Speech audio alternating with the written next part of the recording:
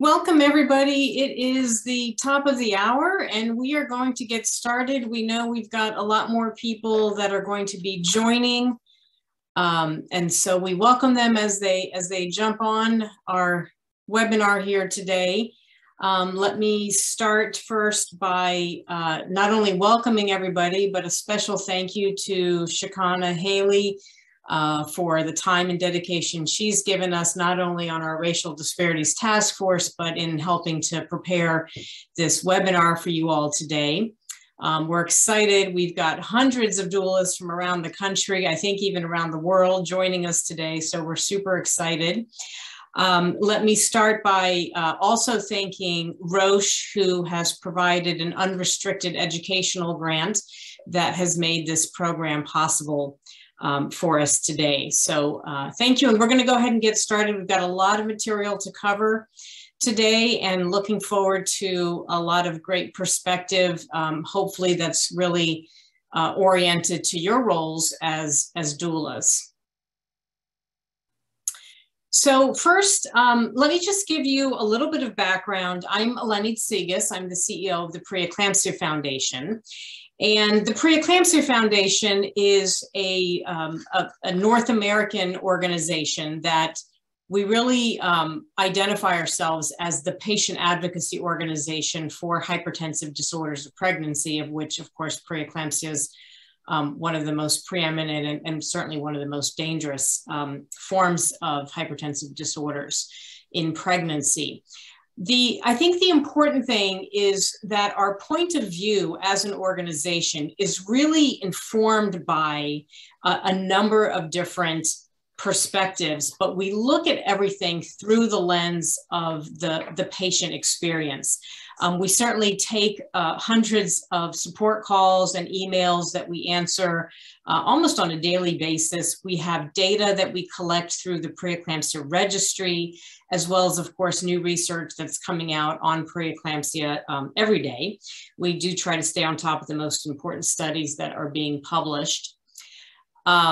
We work with a number of different advisory boards. We not only have a world-renowned medical advisory board and a scientific advisory board, but we also have a patient advisory council, which might seem redundant for a patient advocacy organization, but we feel like it's important that our patient advisory council is always comprised of a very diverse set of experiences and perspectives, and really keep us accountable to the multiple audiences that we're serving.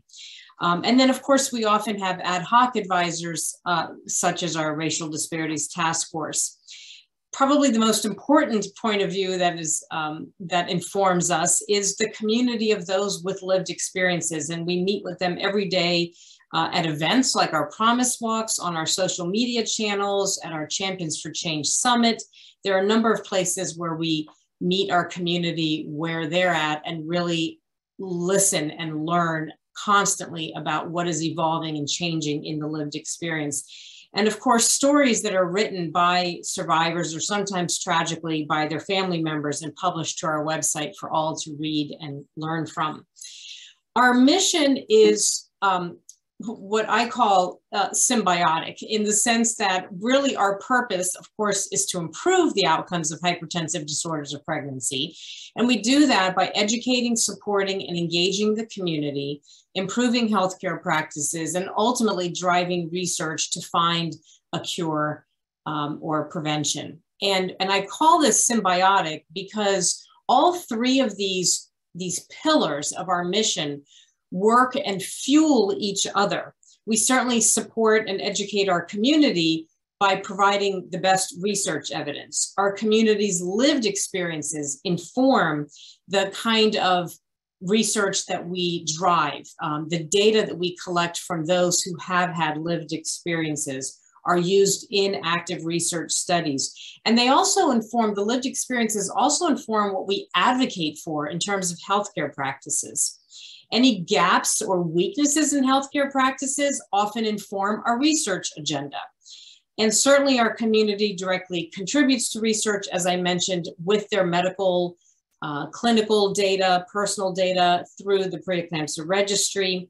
And our community, of course, contributes to all three of these pillars as donors, as volunteers, as active advocates in the preeclampsia space. And so all of this together really combines to advance the field and to improve the lives of our community and beyond.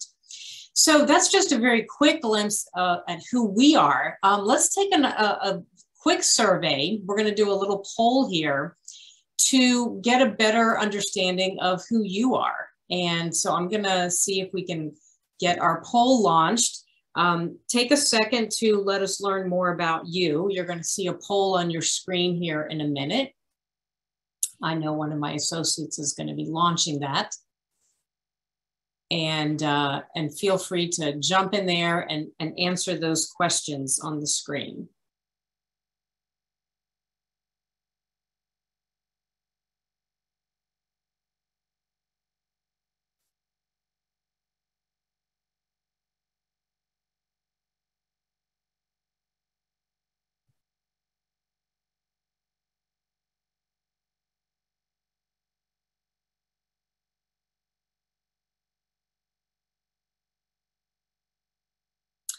So if somebody could just chat in, I want to make sure, because I have a slightly different view of my screen. Are you seeing the poll?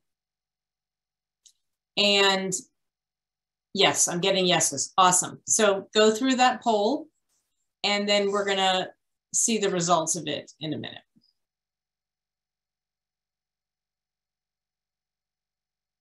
Thanks, everybody, for completing that poll.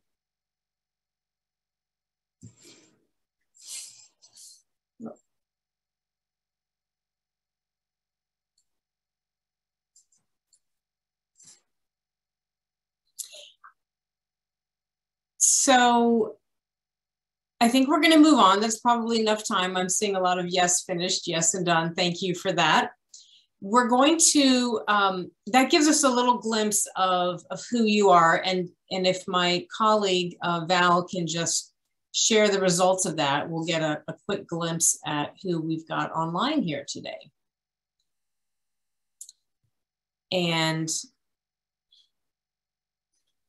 we are going to move on now and talk a little bit about what is preeclampsia. That's really the main thing that we're here to do. So I think everybody probably has some understanding. They've heard the term. You're probably not a doula without at least having had some exposure to preeclampsia, even if none of your clients have necessarily had it. But let's start with some of the basics. We do know that blood pressure is one of the critical hallmarks of preeclampsia. And specifically, a reading of 140/90, or either one of those numbers being higher, is the basic hallmark of what's needed to diagnose preeclampsia.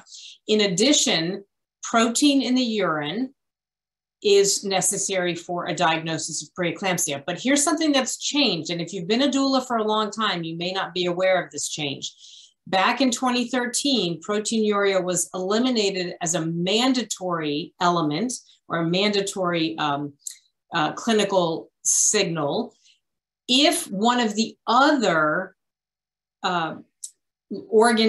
indicators of organ dysfunction were present instead of proteinuria. So what diagnoses preeclampsia is a blood pressure of 140/90, 2 readings 4 to 6 hours apart, and proteinuria, or in the absence of proteinuria, it may be in association with new onset thrombocytopenia, which is a fancy term for blood clotting, a blood clotting disorder, impaired liver function, which is an indicator of liver dysfunction, renal insufficiency, kidneys, pulmonary edema, which of course are your lungs, and some kind of a cerebral or visual disturbance, which indicates problems in the brain or with the eyes.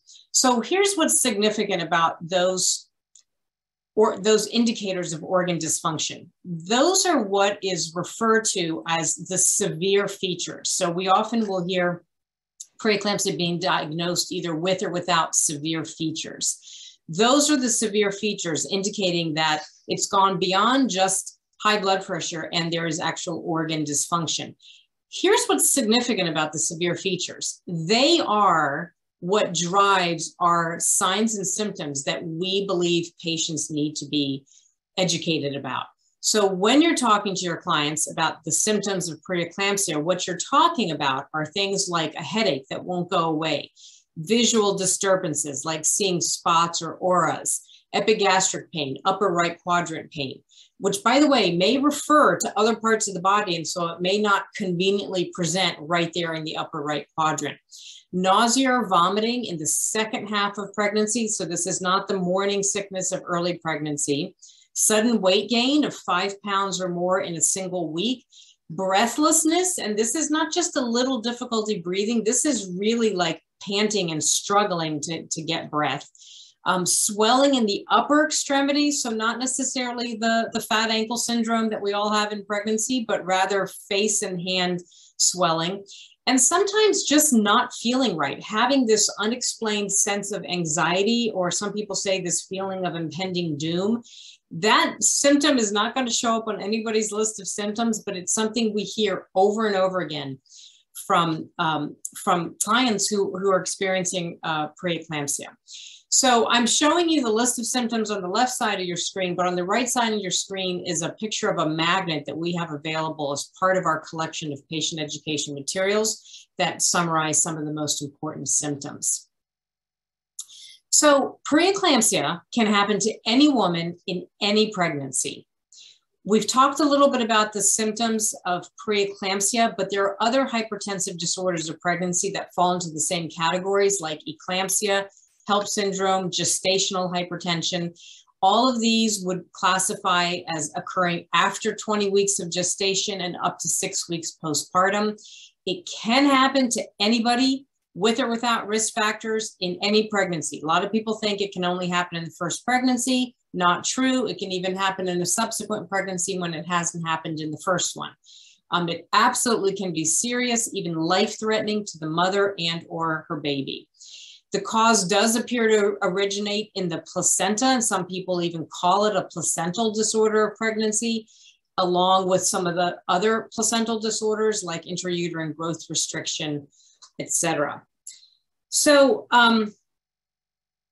I think that, before we go too much further, I'm actually going to back up a second to show the list of symptoms and ask Shikana. Thank you. I was going to say that.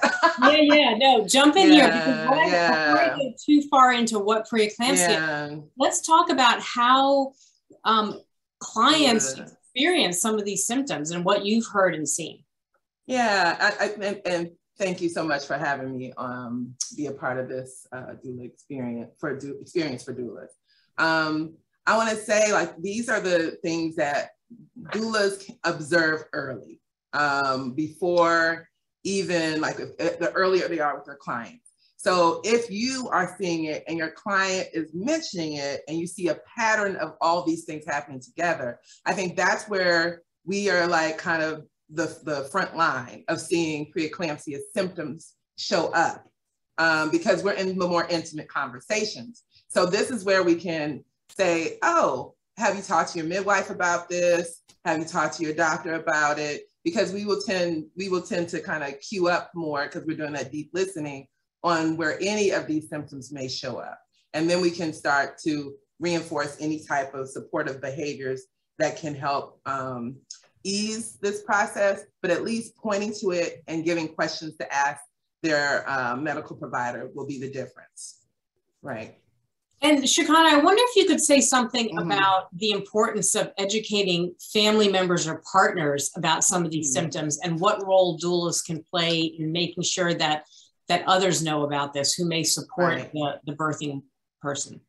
And okay, so, and it depends on, thank you. So it depends on how you construct your sessions with your clients. Many times doulas will only meet with the mom and not with the rest of the family, although they are engaged in different ways. So when you are having your more, when symptoms come up and you're like, oh, at our next session, let's make sure that we have, your partner there, and at least one of the family members who are intended to be pregnant, at least, present, being able to hear the information that I'm going to give you about what we see happening or what I observe. And it doesn't have to necessarily be in that, oh, we're going to have the, you know, and sometimes it's a little scary, but we have that, like I said, that more intimate conversation and connection. I know I meet with my clients and their partner. I don't ever meet with them separately unless there's just a scheduling conflict, but never, for the most part, never. So it's important to have that presence, and then the strategies with how to support start to happen in educating them on the symptoms, what I see, kind of coaching on what type of questions to bring forward to the medical provider, the partner, the mom, the sister, whoever their significant person is, they get to hear it at the same time. And then they make a strategy and a plan for how to support allaying some of the symptoms, but also being very specific and directed in how they communicate with their provider. So yeah, the education part happens throughout. I mean, that's our primary role, is to educate, and provide resources. So it's important that we do that. Thank you. Thanks so much. Mm-hmm. So a little bit more about preeclampsia, and then we're going to talk about, well, number one, why is it so important? Because it's not rare. I mean, depending on whose research study you read, it's anywhere from 2 to 8% of all pregnancies are complicated by preeclampsia. It's a leading cause of maternal morbidity and mortality. We know that African-American women and Native American women are much more likely to die from preeclampsia and to get it, even getting it and then having worse outcomes from it. Interestingly, and we're going to talk a little bit more about this, is that it can happen postpartum, and a lot of people don't realize it. And we're going to talk a little bit more about the postpartum piece of it. And then the other thing is, as hard as we're working on this, the reality is that the rate of preeclampsia is actually rising. So we're seeing more and more of our moms developing preeclampsia. Said another way, here's just a few visuals to sort of reinforce the impact of severe maternal hypertension, which occurs. So this is sort of a superset of preeclampsia. It occurs in up to 10% of pregnancies in the United States. It's a cause of 1/3 of all obstetric complications. It's a leading cause of preterm birth. We talked about maternal death, and also a leading cause of medically indicated preterm birth. So we know that moms often have to be delivered and induced and delivered prior to term because of their worsening condition.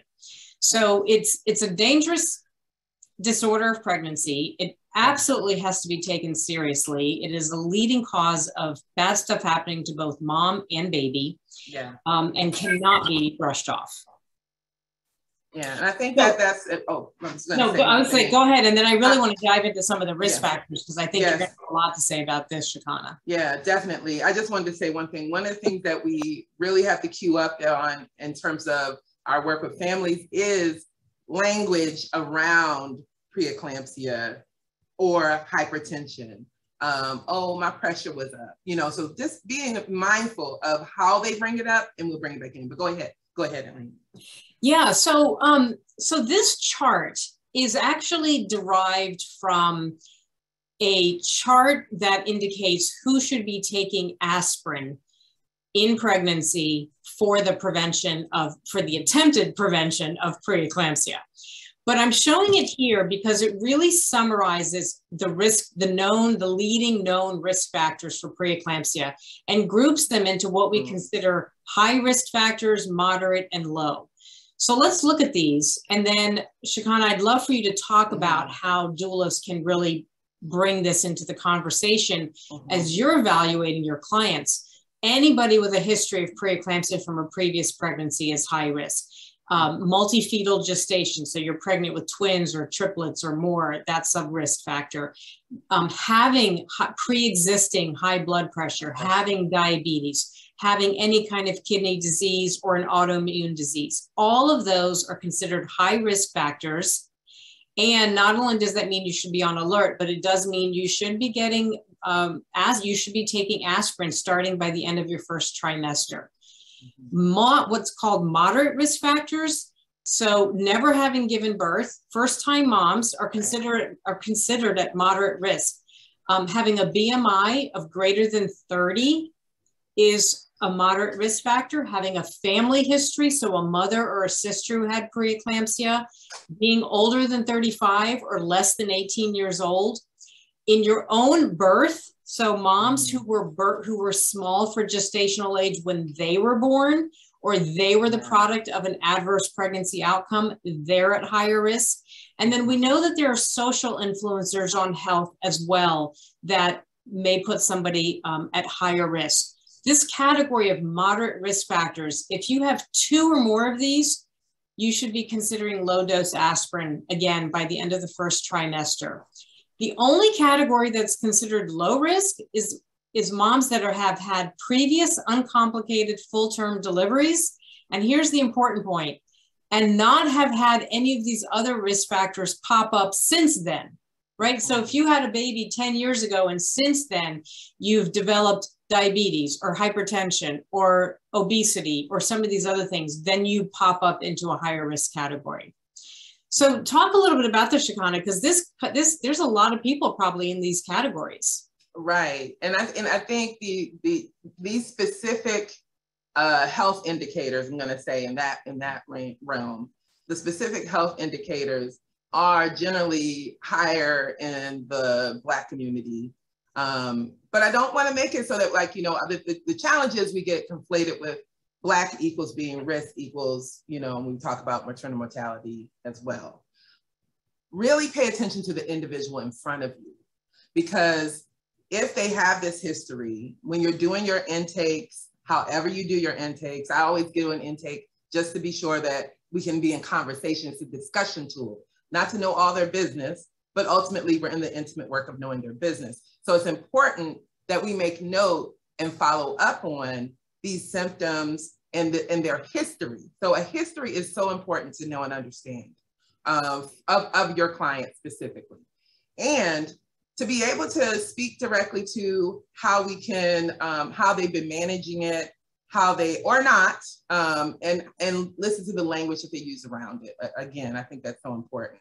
So all the other indicators, if they're in a hospital desert, if they're in ways which they don't have access, are important to be able to figure out a strategy, all these things, strategies to get access to clarify and verify where they're at, get a baseline of their health, what their health is at the moment from the perspective of their provider pre-pregnancy, so that you can start to, again, build into their nutrition and all the ways in which they can become stronger and healthier throughout their pregnancy. So it is really important to make sure you know their history. And I can't, you know, reinforce that, enough.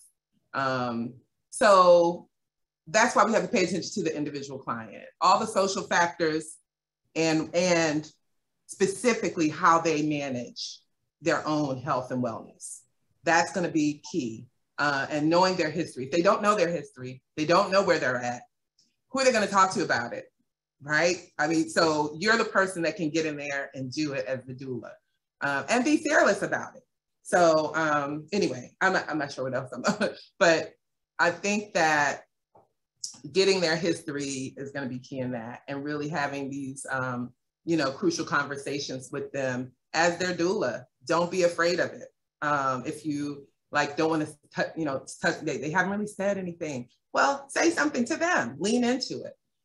It's going to be so important, especially you observe these symptoms and you see this in the history that they are bringing forward, and ask them directly, because of these high numbers that we have. It's more important that we just be fearless, especially as doulas of color, looking at Black women and what we know about our own health, and not be afraid to share, but not overshare, but not be able to share what we know from the perspective of the constellation of clients and our own histories as well. So anyway. Shakana, I wonder if you could say something about the aspirin, the opportunity for the aspirin intervention, because I'm not saying a lot about it today, but let me just quickly say that aspirin has been shown to reduce the onset or the presence of preeclampsia, not for everybody, but for those who are at higher risk, it's definitely something that's indicated.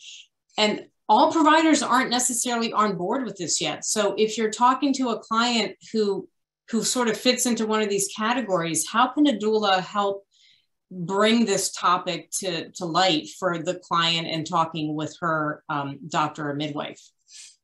Well, when we talk about nutrition specifically, and all the ways in which we do our care in terms of the types of food that will help, us be healthier and well, and you have to really do it by the person. I don't want to say that people are going to drop everything, because that's not real.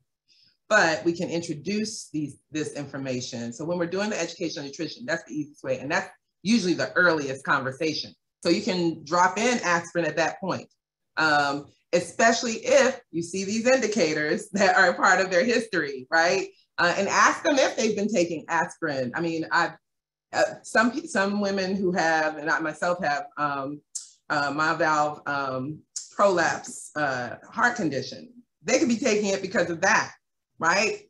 And if you hear that and they're here, oh, that will help with both your hypertension and, right? So you can talk about it in various ways. And then specifically, if they are not, take that question to their provider.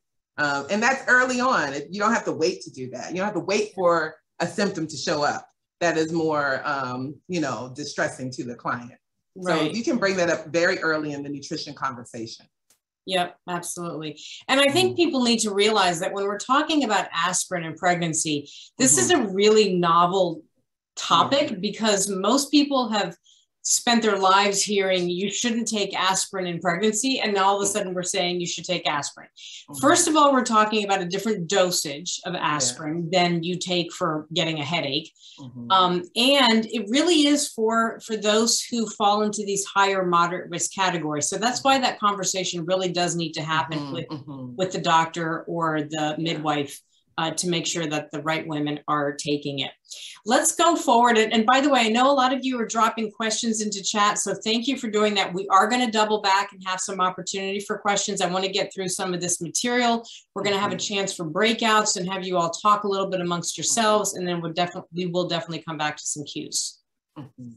So one of the things that a lot of people have asked us to talk about is HELP syndrome. It's one of the least understood variants of preeclampsia. And one of the reasons is because it's far less common. It does not happen nearly as often, but when it happens, it is more dangerous. Oftentimes, I should say, it is more dangerous than sort of, bread and butter preeclampsia. HELP stands for hemolysis, elevated liver enzymes, and low platelet count. And what's interesting about it is the liver piece is probably one of the unique aspects of it. It actually may happen even without a very high blood pressure reading. What you see more often with HELP syndrome is that epigastric pain, because the liver is very much affected by HELP syndrome. There are 3 classes, if you will, of HELP syndrome, and they're classified according to the severity of the lab values, which reflect the condition of the mother's blood vessels, her liver, and other organ systems. The lower the class, the more dangerous the presence of HELP syndrome. It is associated with an increased risk for placental abruption, kidney failure, preterm delivery, maternal or fetal death, and a recurrence of either preeclampsia or HELP syndrome. You'll notice that we put a QR code on this screen. If you point your camera at that QR code, it's going to take you to our landing page where there is more information about HELP syndrome.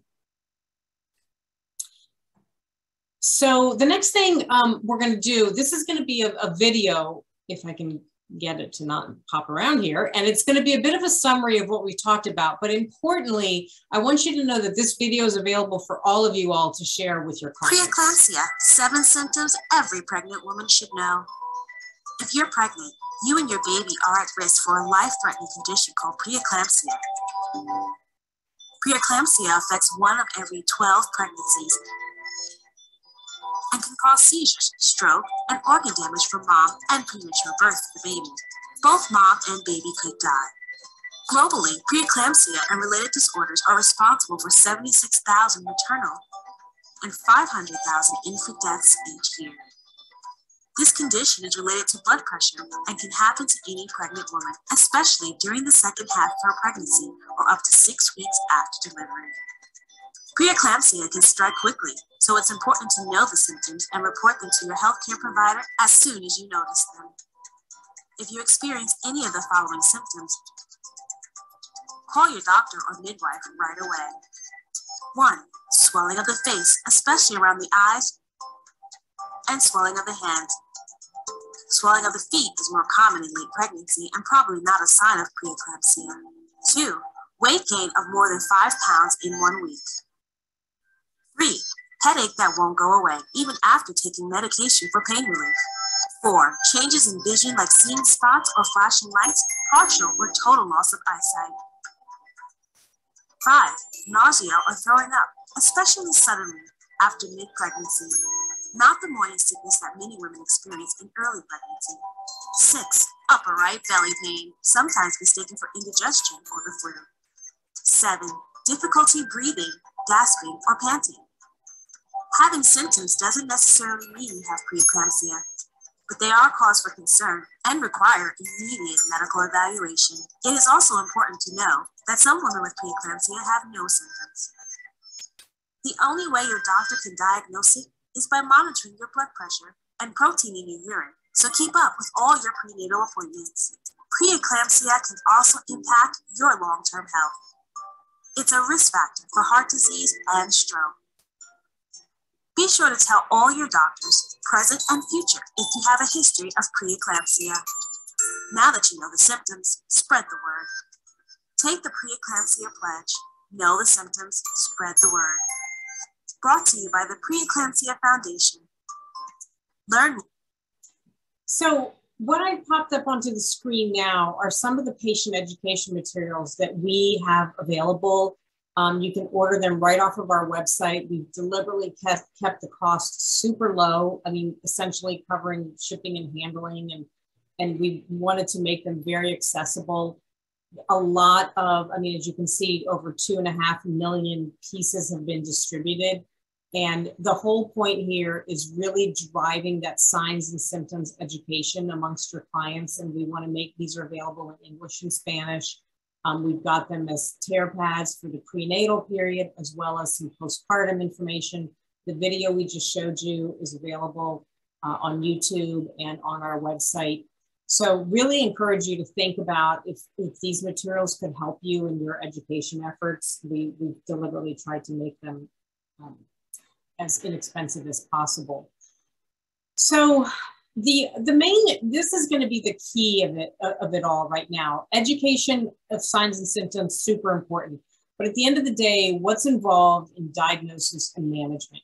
There are a lot more aspects to it from a clinical perspective, but we sort of bubbled it up to these 5 key things. Recognizing symptoms and diagnosing as quickly as possible.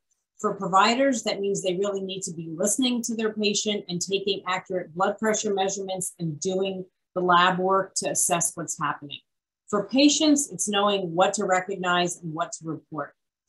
The second key feature in diagnosis and management is controlling those severe range blood pressures within an hour. And that has to mean using antihypertensive medications, which is different than what's needed to prevent seizures, which is done with magnesium sulfate. Now, I want to make this distinction because magnesium sulfate can lower blood pressure, but it is not an antihypertensive. So if a client is presenting with severe range blood pressures, that's 160/110 or higher, she should be fast-tracked to being treated with antihypertensive medications. She should also be getting magnesium sulfate to prevent seizures. The fourth element in this management protocol is weighing the pros and cons of immediate delivery versus what's called expectant management, which is kind of taking a wait and see approach, or outpatient monitoring. If things are creeping up, but she's not severe yet, some physicians or midwives may want to monitor her on an outpatient basis. These three options, outpatient monitoring, expectant management, or immediate delivery, are all dependent on the gestational age of the baby and the maternal and fetal conditions that are going on at that time. So it is a careful balancing act that has to be evaluated with all of those conditions. And then the fifth element is postpartum surveillance and blood pressure follow-up, because there is such a thing as postpartum preeclampsia, which we're going to talk about in a minute. On the right side of your screen, you can see a list of some of the labs and some of the blood work that's done to assess what's going on inside mom's blood at that time. And it's a reference that's available on our website, but we wanted to make it available here for you. Shikana, I know you have a lot to say about this, so let me turn it over to you. Well, I think, so this is one of the main things that I want to say is, once this conversation comes up, how early it comes up, and once you start to observe it, just suggest to your client that they get a blood pressure cuff. I kind of want to say that to all my clients. Just get a blood pressure cuff to monitor. Learn how to do it appropriately, because sometimes we don't have it on appropriately, me being someone who has a blood pressure cuff. But two, just making sure they're monitoring it. And then you're engaged in that conversation, the check-in. And then with that, so in terms of some preventative things, so to monitor and keep it managed to a certain point. I'm glad you said the magnesium distinction, Eleni. So it's important just to have the nutrient-dense foods, all the things here. So what's important here, though, I feel like and I said that about the magnesium, but controlling the severe range of within an hour. I think that's where you as the doula can do a check-in and say, okay, so do it over the next 2 hours, let me know. 3 hours, let me know. And then if we see it still continue, and I know one of my clients who definitely did this, and she had hired me way early on because of her previous history of pregnancy loss. And she wanted to make sure she was doing all the right things to monitor. She got very astute at monitoring her blood pressure and making sure that she would okay, I see something is happening. She knows her norm and what the difference is. So when she went to the doctor and what the difference was when she was at home. And when it was a great disparity, she would definitely communicate with her OB, and she had an OB. And if you have a midwife, home birth midwife, that she generally is checking in on you a lot if that goes up, but that can also risk you out of home birth care. So just kind of managing that kind of conversation. So if as a doula, you see these things at play, the symptoms that are coming up, this is why you always ask them for an update. What's your update? I know communication is a challenge, can be a challenge with clients. But making sure okay, I noticed that you said this, let's make sure that we're integrating. This is where the partner comes in very handy, because they tell on them all the time. And I love that, which means there's a partnership. That's really what I mean. But, they are looking at oh, you didn't do that. I fixed your tea. I did this. You only ate this, and then you ate that thing you weren't supposed to eat. Point to the kind of things. Or they could say, yeah, she got her blood work, and it wasn't that great. Even though she's oh, it was okay. No, it wasn't. So this is where that constellation of communication around these symptoms, being able to see that, being able to recognize and own that for themselves, being informed, this is that informed consent, and being informed and educated on all of these aspects, right? So it's just so key that we do the check-in once we see things happening. I definitely, I've had a client go into, and I'll talk about this more in the postpartum side, who kind of poo-pooed it a little bit, but she got risked out of her home birth. And so we went into the next form of care, but she said, well, and then she backpedaled. That is something that the OB I had before talked about. So if you see it, if there's a person who's in their constellation of their birth team that sees it, she stayed in the wellness component of her conversation with the home birth midwife. but she still it was difficult for her to stay in this conversation. That, like I said, but yeah, you still are having those headaches. You still are having, you know, a decrease in well, her blood pressure would go really low and then go really high. So it was just across the board. So this is where we definitely can take be the lens into helping them have those crucial conversations around preeclamptic issues that may arise throughout the pregnancy and then into postpartum. So sorry, go ahead. Yeah, no, yes. actually, and then, yes. the reason we brought this slide up is because a lot of what you're talking about is when the client may be a little reticent to raise concerns, but what about when she's trying to raise concerns and not being heard? Because that's something we hear a lot of. What are some tools, and these acronyms are some that we've used before, and I know we've talked about them. Yes, definitely. We want clients to cuss. And it's like, and if you haven't seen this before, this is when we come with those questions. What's your concern? This is them being empowered in their own process. So I'm concerned, I'm uncomfortable, I feel unsafe, right? That hits to some of the racial disparities, you know, implicit bias. Being able to vocalize is so important in this process. So I send this to my clients in my very first email. I send them the BRAIN acronym. The cuss is new to me in terms of that, but not the questions. But you know, what are the benefits, risks, alternatives? What's my intuition telling me? A lot of our conversations, that's why I focus in on the intuitive and the intimate nature of our conversations, is getting moms to really just tap into their intuition. What was there before and what made you feel uncomfortable? So what was there before in terms of health, but into it in terms of health and in their body, and then cuss in terms of, I don't really feel good about what's happening here and I don't feel heard, because I am starting to point to the issues that I'm experiencing. So we don't want any implicit bias to come in. So we just keep on pressing into what are the questions you have, benefits, risks, alternatives, and then, you know what, if I do nothing, what will happen, right? But we don't do that. We don't do the nothing, especially with preeclampsia. We try to at least move, you know, cue into the nutrition aspects. The rest depends on where their flare is happening, I'm losing the word. What range they're in. I forgot to use the word. But yeah, go ahead. Well, one of the things that I was going to say about the CUSS acronym is that in the nursing world, this is something that nurses are trained to also cuss, because they're often in a position to be able to say to the care team, including physicians, and sometimes there's a power differential between nurses and physicians, but they've been trained to say, I'm concerned about this, or I'm uncomfortable, or there's a safety issue, right? That's where the S comes in.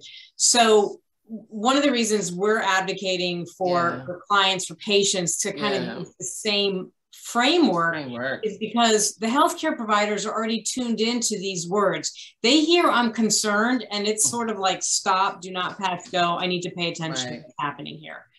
So we're really encouraging widespread use of cussing. Let them cuss them out. Anyway. In this way. Yeah, of course. In this respectful way. Okay, well, let's move on just real quickly. I want to talk about postpartum preeclampsia, and then we're going to go into some breakouts to have you guys do some conversation around how to talk to your clients. But postpartum preeclampsia it's not new, but what's new is that people are talking about it a lot more now. And one of the reasons we're talking about it a lot more is because we really are trying to remove this myth that delivery is the cure for preeclampsia. Treatment may start to resolve the process, basically delivering the baby, and more importantly, the placenta starts to resolve the process, but it is not an immediate fix. And there can be residual hypertension that can go on for days or weeks, even a few months. Some evidence has suggested that delayed onset postpartum preeclampsia is associated with an increased risk of progression to chronic hypertension. So what do we mean by that delayed onset? That means mom got through her pregnancy and delivery with no preeclampsia, and then days or weeks later, all of a sudden she gets delayed onset preeclampsia. A lot of the risk factors and characteristics are mostly the same, but it can happen. And my question for you, Shakana, because I know that there's sort of this rising trend toward postpartum doulas, and there may be a role for that function to help catch some of these cases of postpartum preeclampsia. Yeah, and actually, so it's through that whole spectrum, right? So what you see, and this is the nice transition from the birth doula into the postpartum doula, really taking a look at what's happening, right? So, well, first, the birth doula sees the immediate postpartum, and they have the handoff to the postpartum doula in terms of what kind of factors are showing up at that time. And definitely, when we see depletion, I've mostly seen this depletion and immediate postpartum, or when I say immediate, I mean like up to 2 weeks in postpartum, and the symptoms start to really rise, and there's a little bit of tachycardia showing inside of that, and the headaches start to come back, and the breathing, not being able to breathe. So that is kind of where it starts happening. And I did have a client, the same one, and so I'm showing you the range. So I'm talking about the same client that got risked out, and now she was kind of okay, and they had a very adventurous birth. I won't go into that.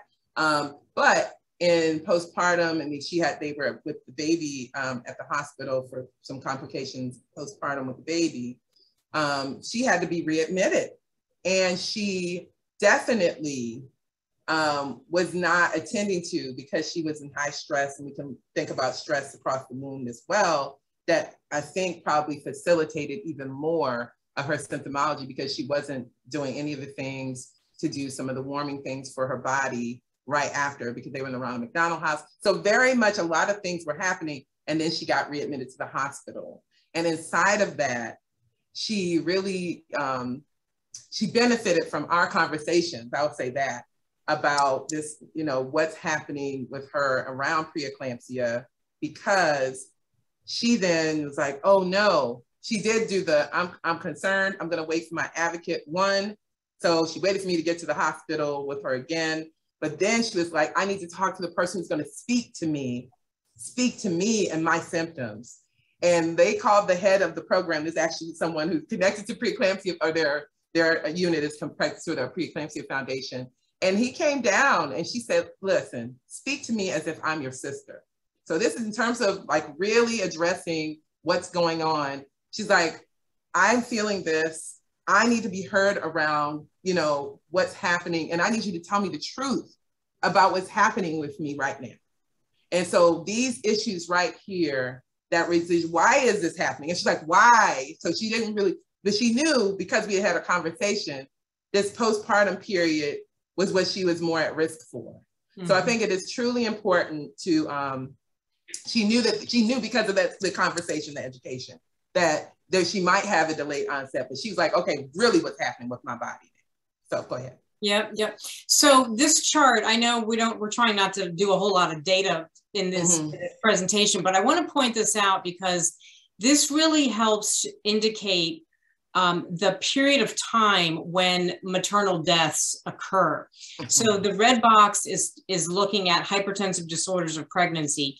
8% of the deaths happened during pregnancy. 63% happened from 0 to 6 days. So that first week postpartum. 28% happened between 7 days and 42 days, and then 3% up to a year later. So you can see the importance of really paying attention.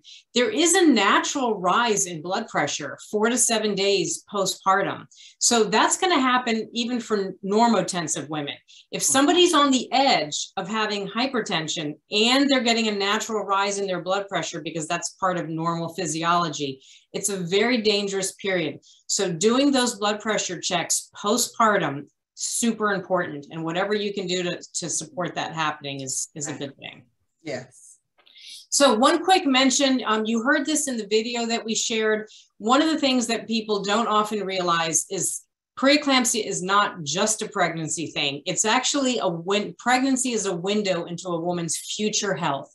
And we know that those of us who have had preeclampsia are at much higher risk for developing heart disease. And in fact, 2 out of 3 of us who had preeclampsia are going to die from heart disease. So why does this matter? Because caring about your blood pressure, caring about your heart health has now become a lifelong goal. And so whatever you can do in that birthing period to help mom understand this is something you need to care about more so than everyone else who didn't get preeclampsia. That's the takeaway. Yes. Not that it's a death sentence, but that you can and should be proactive. Yeah, and I want to say the cardiomyopathy is like the number one, right? So if we don't pay attention to our heart health and this window into that, I love the way that we put this together in terms of that. But the window into our heart health and our wellness, our womb wellness is our heart wellness. Just think about it that way. Yep. All right. I'm not going to show the postpartum video because we're going to run out of time here. But if you aim your camera at that QR code, you will be able to access the video. And that might be something you want to show your clients. So I'm just going to point that out to you. It'll also be on the website, right? And it's on the website. Yep. Yep. So we're going to go into breakout rooms right now. And, you know, it's just going to randomly assign you to a number of rooms. And I think the main thing that I want you to do during this time of smaller group conversation is to talk amongst yourselves. How would you communicate the signs and symptoms of preeclampsia to your clients? And think about before pregnancy, during pregnancy, and after pregnancy. Shikana's talked about this a lot through this webinar, but we want you all to internalize this and think about your scenarios, your clientele, and how you would communicate this. So if we can send everyone into breakout rooms, and then we'll bring you back. You're only going to have about 5 minutes. So talk amongst yourselves, and then we're going to come back and share some of your themes.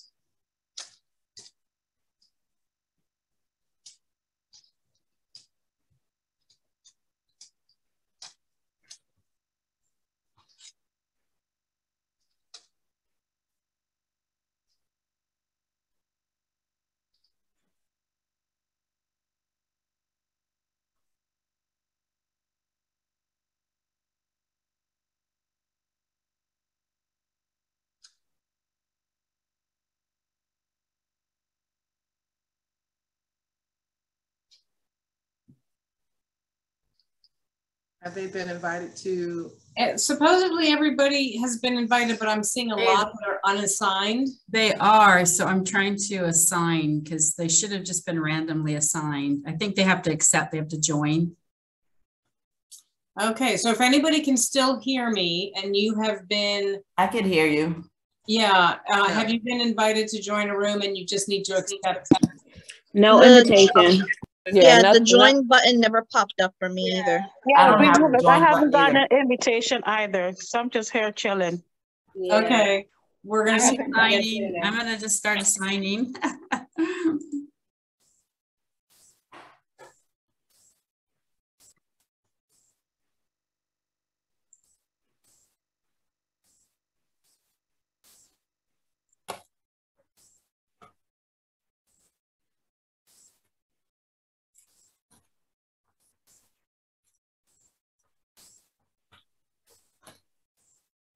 Val, I can help you with some of the rooms that are empty. If you can, that's great. I'm just, I drilled it down to 40, but I don't know why they're not. It's supposed to be random, but it's not.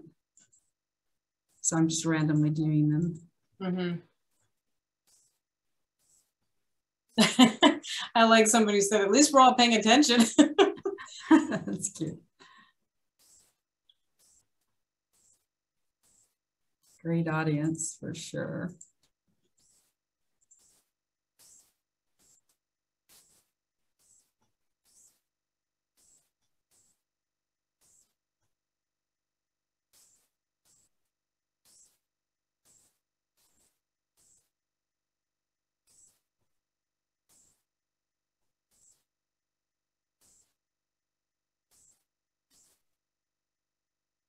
Okay, I didn't assign Shakana. No, don't unsign me. I'm fine. That's fine.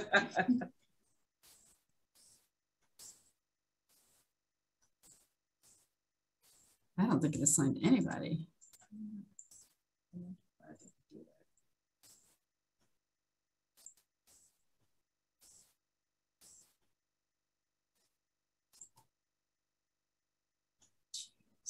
So seeing that there's probably only 2 minutes left, can we just probably just talk here? Yeah. Because by the time you get to society, it's already finished. That's true. Sure. Eleni? Oh, I can't hear you. Sorry, I had muted myself. Go ahead, Shakana. I think you should lead this. Yeah. So, I mean, what kind of things have you all seen in terms of the ways in which you've communicated? So those of you, and what can you suggest? I'm seeing the newer people who are new doulas. If you could just kind of say how you communicate and share that. And let's just, I know it'll be like kind of might be a barrage, but let's kind of just hear one person at a time. Hi, Hi. I have embraced birthing, and we all get to pick our clients according to kind of who fits us. So I'm very kind, but I'm very direct. So I'm just very on top of people's health. Like I ask them about previous health. I do ask them. Part of my intake process is asking them about their mother's birthing experience and do they know it? And if they don't, one of their assignments is to talk to their mother and to see like, how long was she in labor? How was her pregnancies? What did she experience? Because when you have that information, it makes you better to, it's not a blueprint, but you kind of like, okay, these are some things I might need to be looking for. And if you can get even better, you can get grandma's information because a lot of trickle down and you can be like, hey, well, these are some things that we want to do just in advance. So maybe you don't have to experience these things. So we know you have a tendency in your family to experience this. So let's do some preventative measures. So I'm big on prevention and asking questions. So the first thing I do is to get into that family history and to have you dig into their family history. And then I approach it hopefully from that area where let's catch it before it starts. So that's one of the ways that I approach it. Great, Marvella. Ariella? Yeah, well, now I get the invitation to join the breakout room.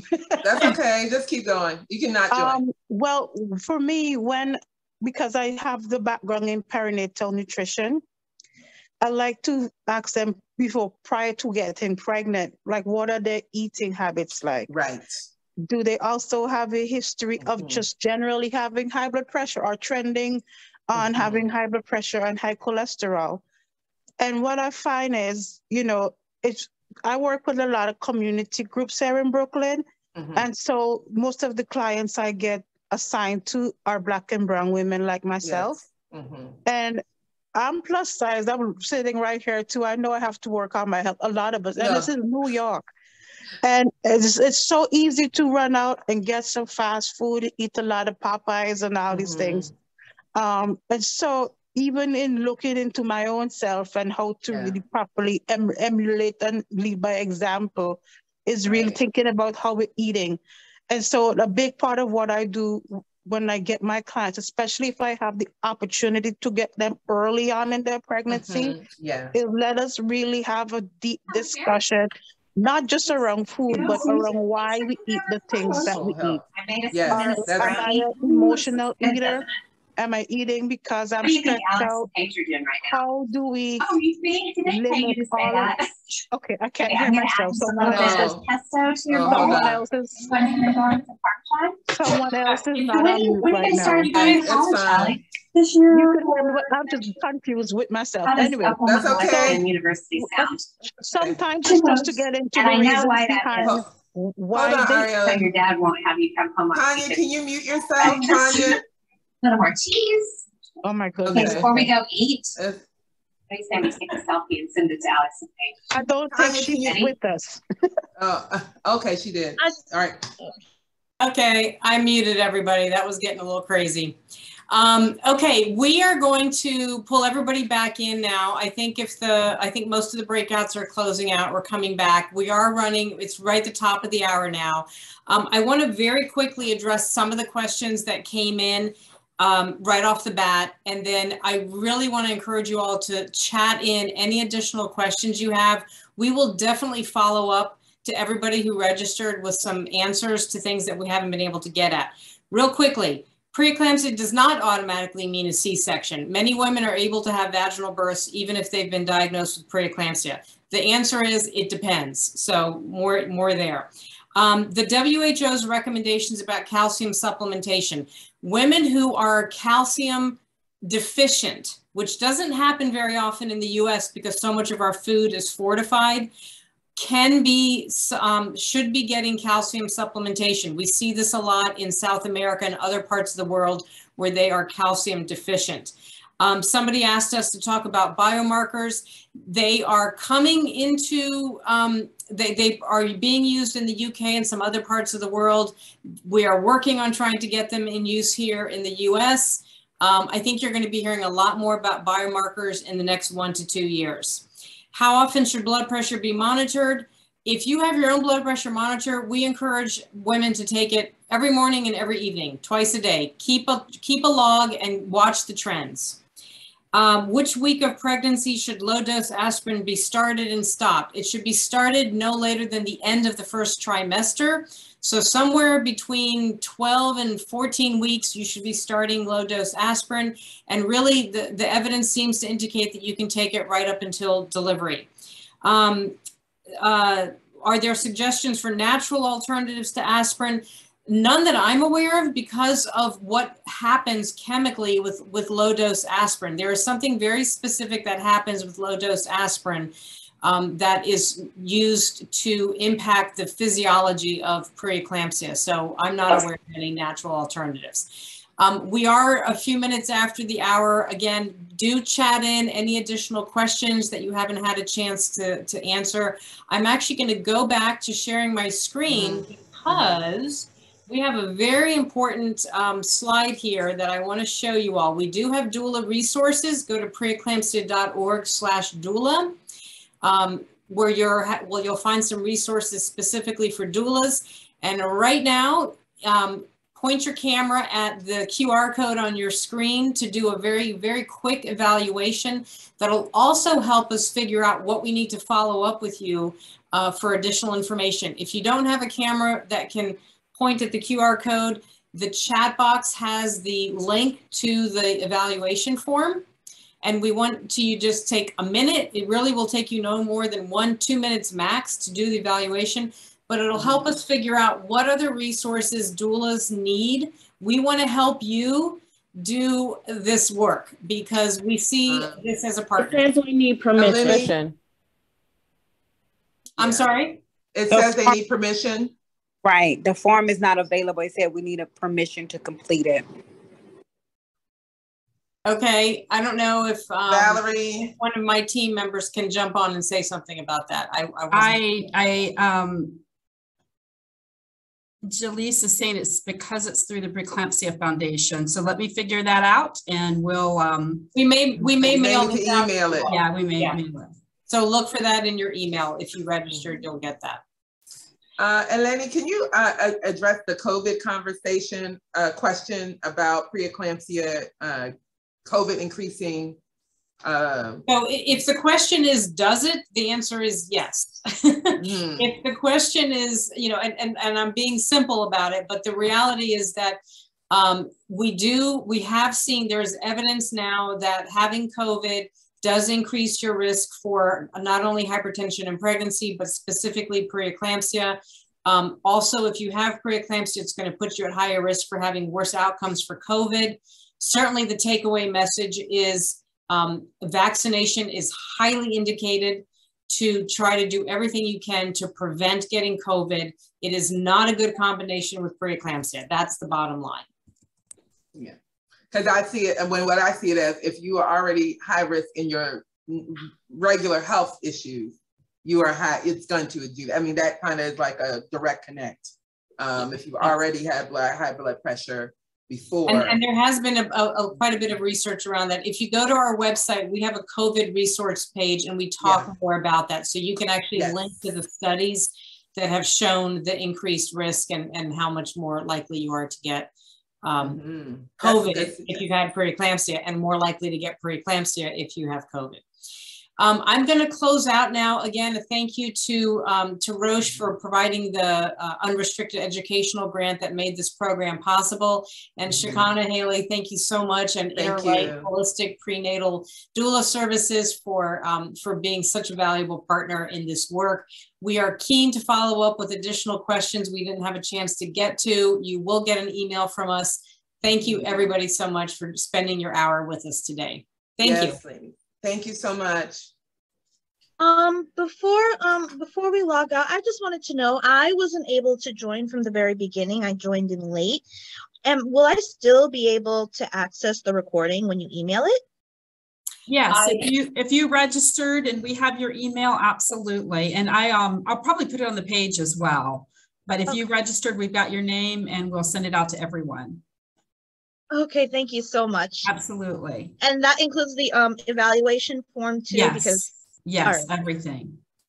Thank you. Thank you. Okay, thank you for this information. Thank you. Hi, Shakana. Hi, Rose. What's up, girl? Thank you all for being committed to the work. I'm so glad you all were here. Yeah. All right. Okay. Hi. Everyone have a great day. Before you go, I'm so sorry to do this, but I'm working, so I can't type my question in. I wanted to know if I could just ask my question and it can still be answered by the email. Is that possible? Or go ahead and ask it. You can ask it. Awesome. My question is about, with Native American and African American women being at higher risk of getting preeclampsia, even at their first pregnancy, is it wise for them to be proactive and take an aspirin or doing anything to prevent it if it's their first pregnancy and technically they have not had any symptoms that makes you think it could possibly happen?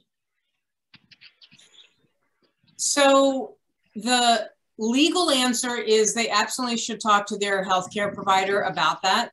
And you know, we are not doctors here, and so we're not going to say the absolute, you know, what they should do. Having said that, when you do look at the complete list of risk factors, and there are multiple, you know, 2 or more moderate risk factors, and one of them being a first pregnancy, it's not a bad idea to take aspirin. There are really very few downsides. And unless she has been found to have very specific clotting disorders or a concern about clotting, or bleeding, I should say, not clotting, but bleeding. But that's something that she would discuss with her physician or midwife. And the reality is, because there are active conversations going on right now about universal aspirin usage, so that we don't even bother with risk factors. We just have all moms take it. Personally, I think that's a little bit overkill. And I don't know that we would advocate for that at the Preeclampsia Foundation. But the fact that that's even being entertained tells you that there's probably no downside to her taking it. Right. Okay. Thank you so much. Thank you. And yes, absolutely, you all can reach out. I know a lot of questions may not have gotten asked, and we'll certainly encourage you to type them in or email them, and we'll be reaching out to everybody via email. I definitely know new doulas are learning all of this. So it's a really important to hear it from the source. So I'm so grateful for the Preeclampsia Foundation. Oh, thank you. Yeah. Thanks, Shakana. It's been such a pleasure working with you, and we've learned so much. Same here. Well, yeah. We continue to learn, so thank you. Thank you. All right, guys. Well, we're going to close out. Thank you.